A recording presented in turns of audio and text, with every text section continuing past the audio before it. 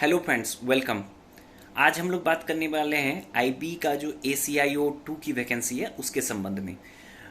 ये MIH जो ministry of home affairs है उसके थ्रू उसके अंतर्गत जो है आईबी के में ये जॉब लगता है। और जो ACIO 2 का पोस्ट है इसको आप जो सामान्य प्रशासन में है इंस्पेक्टर के पोस्ट के समकक्ष समझ सकते हैं। आईबी के वेबसाइट पे आप जाके इसके संबंध में अगर जानकारी प्राप्त करेंगे तो इसे इंस्पेक्टर के पोस्ट के समकक्ष बताया गया है। ठीक है, तो एक अच्छा जॉब है। अच्छी वैकेंसी भी आई है। अभी जो वैकेंसी आई है इसमें बात करें तो कुल मिला के 2000 सीट हैं, तो अच्छी खासी सीट है। ठीक है, मैं आज जो है अपने एक्सपीरियंस साझा करूंगा। मैं 2015 में जो इसकी परीक्षा हुई थी उसमें मैंने इसके इंटरव्यू को फेस किया था। तो जो मेरा एक्सपीरियंस रहा था जो रिटन टेस्ट है उसके संबंध में और इंटरव्यू के संबंध में वो आप लोगों के साथ साझा करना चाहूँगा। तो आशा करता हूँ कि ये आप लोगों के लिए ज़्यादा एक लाभकारी वीडियो रहेगा। ठीक है, जो एग्ज़ाम पैटर्न है जैसा कि आप लोग नोटिफिकेशन में आप लोगों ने पढ़ा होगा, 3 स्टेज में एग्ज़ाम होता है। पहला स्टेज जो होता है वो ऑब्जेक्टिव टेस्ट होता है, 100 सवाल होते हैं उसमें। जो दूसरा स्टेज है वो आपको डिस्क्रिप्टिव टेस्ट होता है, यानी कि आपको निबंधात्मक शैली में उत्तर लिखने होते हैं वहाँ पे। और जो तीसरा स्टेज है वो साक्षात्कार या इंटरव्यू का स्टेज होता है। पहले स्टेज की अगर हम लोग बात करें तो पहले स्टेज में 100 सवाल होते हैं। नेगेटिव मार्किंग 1:4 है अभी इसमें। अभी ये CBT होता है, कंप्यूटर बेस्ड टेस्ट होता है। जब मैंने दिया था उस टाइम ये कंप्यूटर बेस्ड टेस्ट नहीं था। ठीक है, तो अभी आपको कंप्यूटर जो आजकल अधिकांश जो प्रतियोगी परीक्षाएं हो रही हैं अब उसका ऑब्जेक्टिव टेस्ट CBT के माध्यम से, कंप्यूटर बेस्ड टेस्ट के माध्यम से ही हो रहा है। तो उसी के संदर्भ में ये आपका परीक्षा होगा। ठीक है, तो कोई विशेष अंतर तो है नहीं कंप्यूटर बेस्ड टेस्ट और जो सामान्य टेस्ट होते हैं OMR सीट वाला, उसमें विशेष अंतर है नहीं। आप ठीक से तैयारी करें इसके लिए।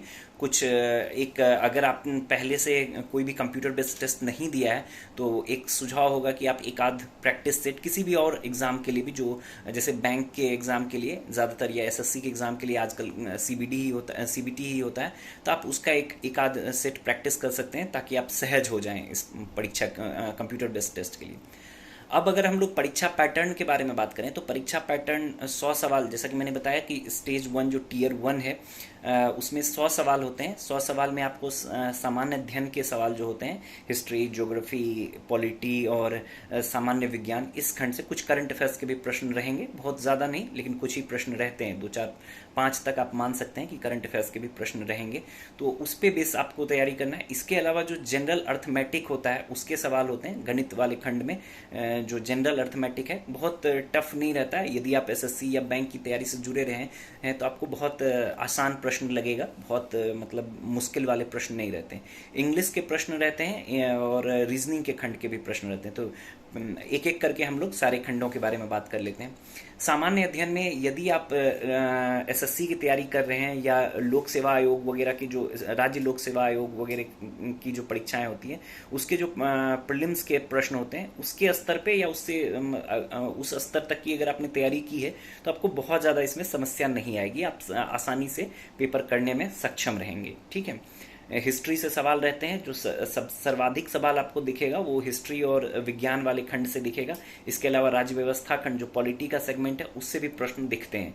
विज्ञान के खंड में जो सबसे अधिक प्रश्न दिखेगा वो आपको बायोलॉजी खंड से दिखता है। ठीक है, तो आप थोड़ा जो SSC की अगर आप तैयारी कर रहे हैं तो मेरा सुझाव होगा आप उसी जो आपका सिलेबस रहा है SSC या रेलवे की, आप अगर परंपरागत रूप से तैयारी करते रहे हैं तो बहुत ज़्यादा आपको दिक्कत नहीं होगी। आप आसानी से सवाल करने में सक्षम रहेंगे। थोड़ा बहुत जो करंट अफेयर्स है, करंट अफेयर्स बहुत स्पेसिफिक पढ़ने की ज़रूरत नहीं है क्योंकि नंबर ऑफ क्वेश्चंस कम रहते हैं। तो बहुत स्पेसिफिक पढ़ने से आपको बहुत ज़्यादा लाभ नहीं मिल सकता है। आप सामान्य तौर पे जो करंट अफेयर्स में आपने और अन्य परीक्षाओं के लिए जो तैयारी की होगी उसके आधार पे आप कर सकते हैं, या कुछ और जो हाल फिलहाल के पिछले 6 महीने घटनाओं, करंट की घटनाओं पर आधारित जो प्रश्न, ऑब्जेक्टिव प्रश्न हो, आप कुछ उनको सॉल्व कर लें तो आप वहाँ पे प्रश्न कर पाएंगे। ठीक है, गणित के संबंध में बात करें, गणित मैंने पहले भी बताया कि सामान्य जो अर्थमेटिक रहता है, जनरल अर्थमेटिक, उसी के सवाल रहते हैं। आप आराम से कर सकते हैं। बहुत ज़्यादा मेरा गणित के साथ 36 का आंकड़ा रहा है। मैं सिविल सेवा का अभ्यर्थी रहा हूँ, तो बहुत ज़्यादा अब मैं जब कह सकता हूँ कि मैं सहज था, तो जो यदि आप SSC या बैंक के लिए तैयारी कर रहे हैं तो आपके लिए तो और सहज आप इसमें रहेंगे। बहुत ज़्यादा आपको मुश्किल नहीं होने वाली है। जो एक सेगमेंट है जो फर्स्ट स्टेज में है, वो थोड़ा बहुत, यदि आप रेलवे की तैयारी से जुड़े रहे हैं सिर्फ, या अंग्रेजी के साथ आपका थोड़ा मतलब बहुत अच्छा संपर्क नहीं रहा है, तो कुछ सवाल अंग्रेजी के रहते हैं, लगभग 10 से 12 सवाल आप मान सकते हैं अंग्रेजी के रहते हैं। वहाँ आपको थोड़ी बहुत ज़्यादा दिक्कत वो भी नहीं आएंगी, वहाँ भी बहुत ज़्यादा दिक्कत आपको नहीं आने वाला है, क्योंकि बहुत आसान ही सवाल रहते हैं। लेकिन फिर भी आप एक जो प्रीवियस सेट है, जो पूर्व के वर्षों में परीक्षा हुआ है, उसको आप देख लें, या फिर आप जो एसएससी की तैयारी कर रहे हैं, तो अधिकांश सवाल मेरे ख्याल से वो एसएससी के पैटर्न पे ही रहता है। वन वर्ड सब्स्टिट्यूशन, वोकैब वाला जो सेगमेंट रहता है वो कुछ ज़्यादा रहता है। ग्रामर के भी कुछ प्रश्न रहते हैं 10 सवाल में, 10 से 12 सवाल रहते हैं, और मिसलेनियस खंड के रूप में आप अंग्रेजी के मतलब वोकैब वाला जो खंड है उसको आप कुछ देख लें, तो अधिकांश प्रश्न आपके सही हो जाएंगे। ठीक है। रीजनिंग भी आसान ही रहता है, बहुत ज़्यादा बहुत आपको समस्या नहीं करेगा। जो एक चुनौती आएगी, अभी तक जो मैंने बताया उसमें मैंने सामान्य अध्ययन को भी आसान बताया, लेकिन ये अलग अलग पृष्ठभूमि के बच्चों पर निर्भर करता है। यदि आप बैंक की तैयारी कर रहे हैं तो सामान्य अध्ययन जो है आपके लिए कठिन होगा। यदि आप एसएससी की तैयारी कर रहे हैं तो आपके लिए सामान्य अध्ययन आसान रहेगा। ठीक है। यदि आप स्टेट पब्लिक सर्विस कमीशन वगैरह की तैयारी से जुड़े रहें तो सामान्य अध्ययन आपको और भी आसान लगेगा। लेकिन अगर आप स्टेट पब्लिक सर्विस कमीशन या फिर रेलवे की तैयारी से जुड़े हैं तो आपको अंग्रेजी और जो अन्य खंड हैं, गणित और रीजनिंग वाले खंड हैं, वो आपको थोड़ा जटिल लग सकता है। तो अलग अलग पृष्ठभूमि के बच्चों के लिए कुछ खंड में थोड़ी आसानी होगी, कुछ खंड में थोड़ी कठिनाइयाँ आएंगी। जो सबसे आइडियल मेरे संबंध में जिन बच्चों ने एसएससी की तैयारी की है उनके लिए सबसे आदर्श पैटर्न मैं इसे समझ सकता हूँ। ठीक है। तो जो पहला स्टेज है, जब आप वो पार करते हैं तो आपको दूसरे स्टेज का फेस करना होता है। पहले स्टेज में मैंने नेगेटिव के बारे में बताया कि 1:4 नेगेटिव है, यानी कि 4 अगर आपने गलत सवाल किए तो एक सही सवाल का जो अंक है वो आपका माइनस हो जाएगा। तो थोड़ा सोच समझ के भी अटेम्प्ट लीजिए।